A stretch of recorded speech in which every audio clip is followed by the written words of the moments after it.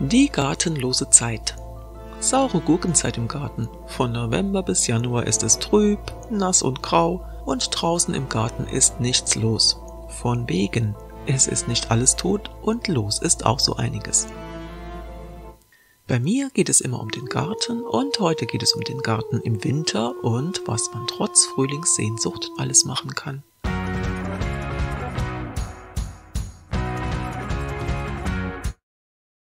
Herzlich willkommen bei Gebi Garten. Ab der Wintersonnenwende am 21. Dezember, dem kürzesten Tag des Jahres, geht es doch bereits wieder aufwärts. Die Tage werden wieder länger, jeden Tag ein kleines bisschen. Am 1. Januar ist es abends bereits wieder 8 Minuten länger hell. Und jeden Tag geht die Sonne nun wieder deutlich später unter. Mit dem Tag der Wintersonnenwende am 21. Dezember beginnen aber auch die 12 heiligen Nächte, die der Rauh- oder Rauchnächte. Viele Rauhnachtbräuche haben aus vorchristlicher Zeit bis heute überlebt. Zum Beispiel der Brauch, böse Geister, die an Silvester Einlass zu den Lebenden haben, in der Nacht mit viel Lärm und Krach wieder zu vertreiben. Wer mehr zu den Rauhnächten wissen möchte, unten in der Beschreibung habe ich noch ein Video dazu verlinkt. Die gartenlose Zeit ist aber auch die Zeit, bei der man gemütlich bei Kerzenschein, Tee oder Wein in Gartenkatalogen und Gartenbüchern stöbern kann. Um neue Pflanzen zu entdecken, den Garten in Gedanken oder auf dem Papier umzugestalten, denn irgendeine Ecke im Garten hat es immer nötig. Irgendwo muss immer mal etwas umgesetzt oder im Frühjahr geteilt werden. Jetzt kann man gut für den Frühling planen und alles das, was im letzten Jahr zu kurz kam oder vergessen wurde, auf den Plan setzen und im Frühjahr endlich in die Tat umsetzen. So tot wie der Garten aussieht, ist er eigentlich auch gar nicht. Es ist immer etwas bei den Vögeln los. Amseln picken die letzten Früchte weg, die noch an Sträuchern hängen. Vögel nutzen trotz Kälte die Vogeltränke als Badewanne oder sind am Futterhäuschen unterwegs. Wenn Schnee liegt, kann man viele Tierspuren entdecken und sieht mal, wer so alles nachts im Garten unterwegs ist. Ist der Schnee wieder weg, entdeckt man auch schon erste Pflanzen, die schon in den Startlöchern sind.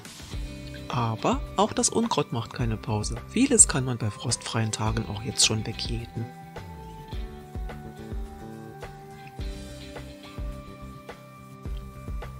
Wer Bäume und Sträucher hat, könnte sie jetzt auch gut schneiden. Erstens, weil die Bäume nun keine Blätter haben und man die Äste besser sieht. Und zweitens, weil es sonst sowieso nicht viel zu tun gibt. Und drittens gilt ab 1. März bis 30. September wieder das den brütenden Vögeln zugutekommende Baum- und Heckenschnittverbot. Außerdem hat man im März sowieso wieder genügend anderes im Garten zu tun und dafür keine Zeit mehr.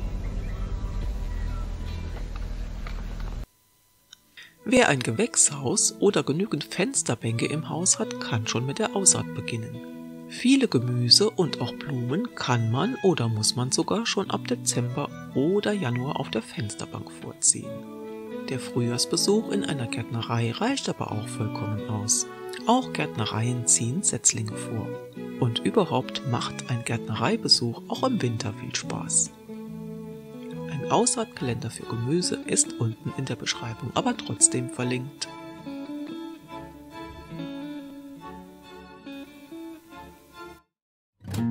Zimmerpflanzen im Haus sind auch ein guter Ersatz für den Garten, denn hier wächst und blüht es ganzjährig. Und es gibt im Winter weit mehr blühende Zimmerpflanzen als nur Amaryllis und Weihnachtssterne. Die Auswahl an Zimmerpflanzen ist mittlerweile riesig. Mit Weihnachtskaktus, Bromelien und Alpenveilchen ist es schon mal bunt und die einstigen Oma-Pflanzen wie Monstera und Sansevierien feiern gerade ihr Comeback im Wohnzimmer, das man prima zum Ersatzgarten oder neudeutsch Urban Dschungel umgestalten kann.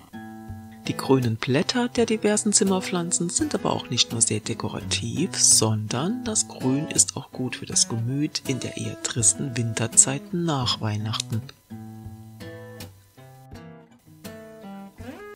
Bei Laune hält einen aber auch ein Garten, der trotz Winter noch attraktiv aussieht. Blickt man aus dem Fenster und sieht nur einen trostlosen Garten, der wegen fehlendem Schnee auch noch kahl und matschig ist, kann man ja nur schlechte Laune bekommen. Was aber macht einen Garten im Winter attraktiv? Struktur. Die bringen immer Grüne wie Buchs, Eibe, Ilex oder Mahonien als Säulen, Kugeln, Hecke oder Beeteinfassung. Immergrünes Efeu in Wänden, Sträucher und Bäume mit interessantem Laub, Rinde oder Früchte, die lange am Strauch bleiben. Attraktiv sind etwa der Liebesperlenstrauch, Ahornbäume mit Herbstfärbung von gelb bis rot, die auch in kleiner bleibend erhältlich sind.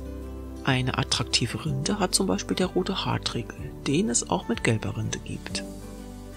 Und natürlich dürfen auch Gräser, die ihre Struktur behalten und im Winter ungeschnitten bleiben, nicht fehlen, wie beispielsweise die tolle Rutenhirse. Die Gartendekoration darf da natürlich auch nicht zu kurz kommen.